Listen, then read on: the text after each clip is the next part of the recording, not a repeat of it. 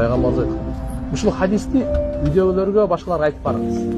Соо боласыз. Kimde kim cuma günü жакшылап жуунуп, тазаланып, гусул кылып, эртерээк келсе жумага,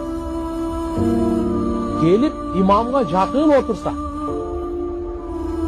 бекер иш менен алек болбосо, ушу ишти кылды бул. Эми буга эмне сооп берилет? Пайгамбарыбыз айткан. Үйүнөн чыгып келген ар бир кадамга 1 жылдык орозо тутту деген сооп жазылат. Үйүнөн басып келген мечитке чейин канча кадам таштадыңыз? Ар бир кадамыңызга 1 жылдык орозо тутту. 365 күн орозо тутту. Буга кошумча ар бир кадамга, ошол эле кадамга 1 жылдык орозо тутту болуп атабы? 1 жыл түнү бою уктабай